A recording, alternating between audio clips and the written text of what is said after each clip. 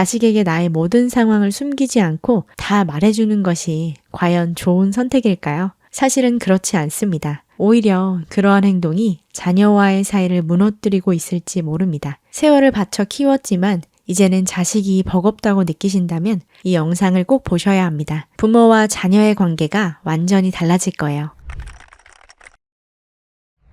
나 치매 오면 어떡하지? 너 나 돌봐줄 거지?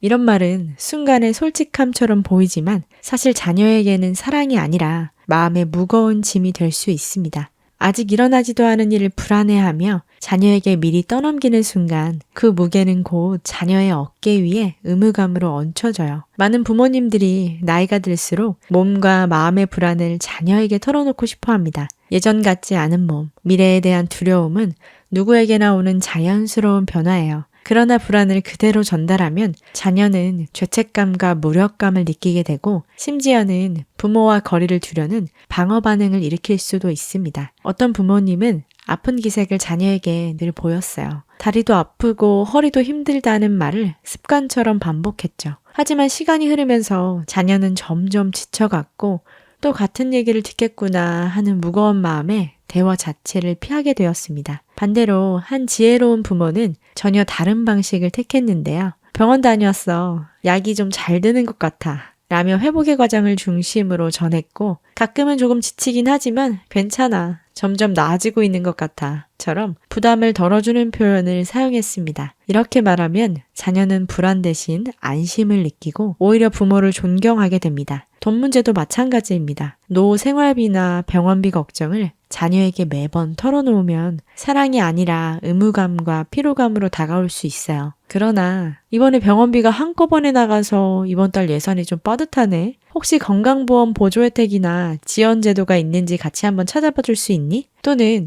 이번 달 관리비가 예상보다 많이 나왔는데 절약하는 좋은 방법 혹시 아는 거 있어? 처럼 현실적인 문제를 함께 풀어가자는 제안으로 바꾸면 훨씬 가볍게 받아들여집니다. 이렇게 하면 자녀는 강제로 책임지는 느낌 대신 스스로 돕고 싶다는 마음을 갖게 됩니다. 자녀에게 의존하지 않는 독립적 노후 준비, 경제적 자립, 건강 관리, 생활 습관 속 작은 준비가 걱정을 쏟아내는 대신 준비된 모습을 보여줄 때 자녀는 부모로부터 부담이 아닌 지혜와 품격을 배우게 됩니다. 이것이야말로 자녀에게 남길 수 있는 최고의 유산이자 부담을 주지 않는 가장 지혜로운 부모의 사랑이에요. 네가 좀 나서서 네 남편 좀 어떻게 해라. 이 말 한마디는 순간 속이 후련해질 수는 있어요. 그러나 그 결과는 자녀를 가족 갈등의 희생양으로 만들어버리죠. 부모와 배우자 사이에서 중재자가 된 자녀는 누구의 편을 들어도 또 다른 불화를 낳게 되고 마음의 평화를 잃을 뿐 아니라 배우자와의 관계까지 흔들리게 됩니다. 가족 안에서 생긴 불만이나 갈등은 결국 스스로 풀어야 할 문제인데요. 자녀에게 떠넘기는 순간 문제가 풀리기는커녕 더 커지고 복잡해질 수 있어요.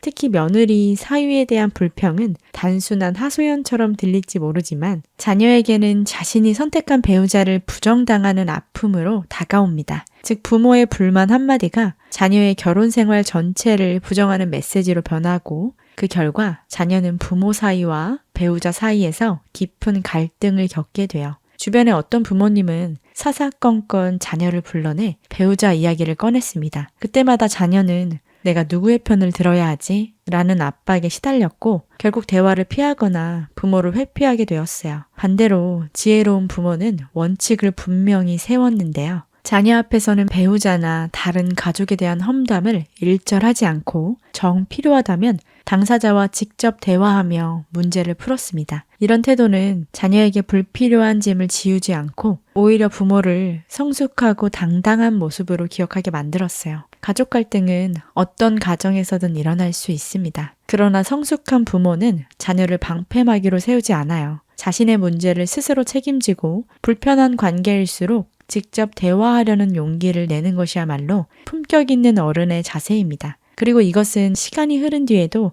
자녀에게 남는 가장 값진 가르침이자 부모의 마지막 품위가 될 수 있어요. 엄마가 요즘 너무 힘들어.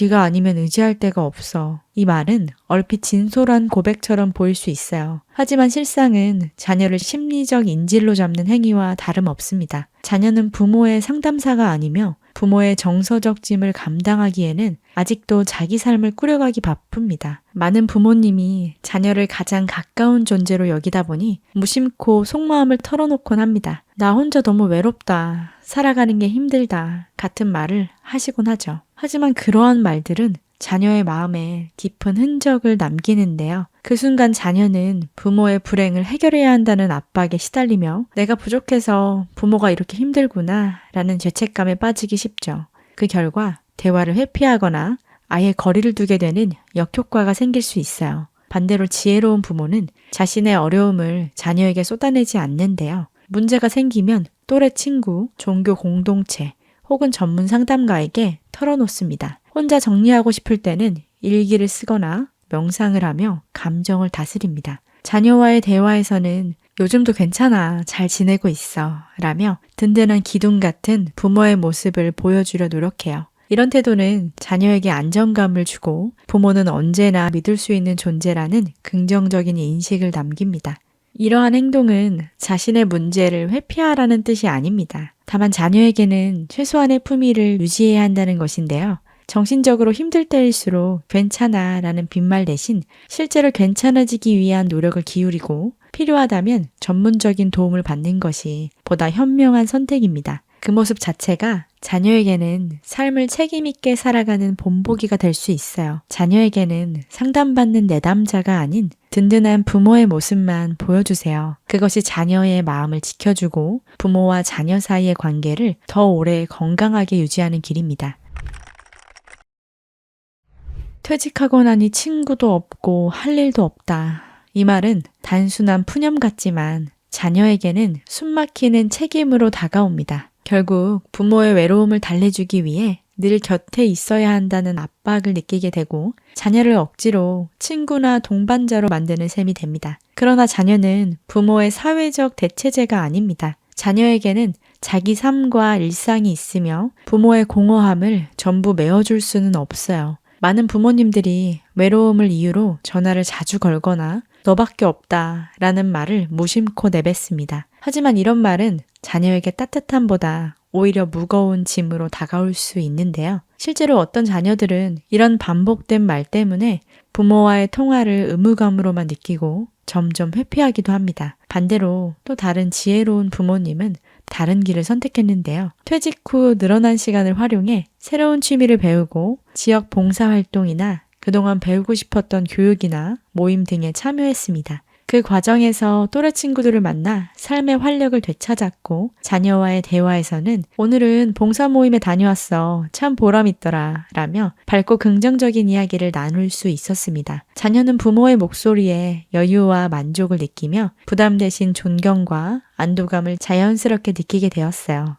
외로움은 누구에게나 찾아옵니다. 그러나 그것을 어떻게 다루느냐는 전적으로 자기 선택에 달려 있는데요. 동호회, 교육, 종교 공동체, 지역 커뮤니티 등 다양한 관계망 속에서 자신만의 자리를 찾아야 부모 스스로도 충만한 삶을 살 수 있고 자녀 역시 부모를 편안히 존중할 수 있어요. 진정한 지혜는 자녀에게 기대는 것이 아니라 자신의 삶을 풍성하게 채우는 노력에 있습니다. 그럴 때 자녀는 부모를 돌봐야 하는 대상이 아니라 함께 삶을 나누는 성숙한 어른으로 바라보게 됩니다. 너 어릴 때 더 많이 안아줄걸. 그랬으면 너가 더 잘 자랐을 텐데. 이 말은 부모의 진심 어린 아쉬움처럼 들리지만 사실 자녀에게는 압박으로 다가올 수 있는데요. 이미 지나간 일은 되돌릴 수 없는데 그 후회를 자녀에게 고백하는 순간 자녀는 나 때문에 자책하시나? 어떻게 해야 아픔을 치료해 줄 수 있을까? 하며 결국 해결해야 한다는 부담을 느낄 수 있어요.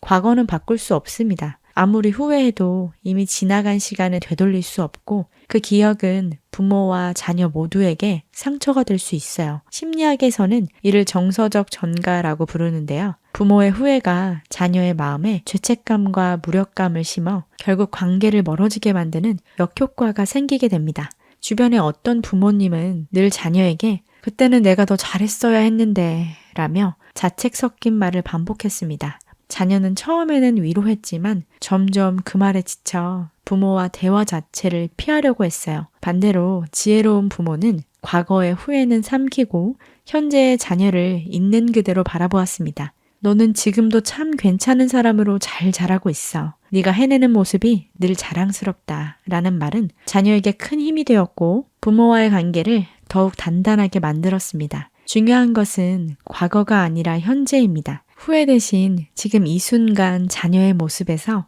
구체적인 장점을 찾아 인정하고 칭찬해 주세요. 그것이 자녀에게는 무엇보다 큰 치유가 되고 부모와 자녀 사이의 신뢰를 더욱 깊게 만듭니다. 후회가 아니라 신뢰와 인정이 자녀를 성장하게 하고 부모와 자녀 모두에게 새로운 관계를 선물합니다. 이것이야말로 세월이 흘러도 변치 않는 성숙한 사랑의 방식이에요.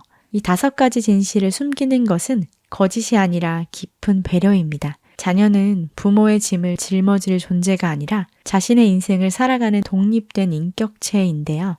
부모가 먼저 의존을 내려놓고 스스로 설 수 있을 때 비로소 자녀는 억지 책임이 아닌 진정한 자유와 사랑을 느낍니다. 놓아주는 것이 곧 사랑이다. 이것이 자녀에게 줄 수 있는 최고의 선물입니다. 혹시 지금까지 무심코 자녀에게 마음의 짐을 지운 적이 있더라도 여러분이 이상한 것도 잘못된 부모인 것도 아닙니다. 부모 역할에는 정답이 없고 누구나 시행착오를 겪게 되죠. 하지만 진짜 중요한 것은 이제부터 어떻게 달라지느냐입니다. 오늘 이 순간부터라도 조금씩 내려놓고 자녀에게 부담이 아닌 희망을 남겨줄 수 있다면 그 자체로 이미 충분한 좋은 부모가 되신 거예요. 어떤 분은 이렇게 말씀하셨는데요. 행복은 멀리 있지 않다. 지금 이 자리 내가 놓아버린 만큼 가벼워진다. 여러분이 집착을 내려놓는 순간 자녀도 자유로워지고 관계는 오히려 더 깊고 단단해질 것입니다. 여러분만의 자녀와 잘 지내는 방법이 있으신가요?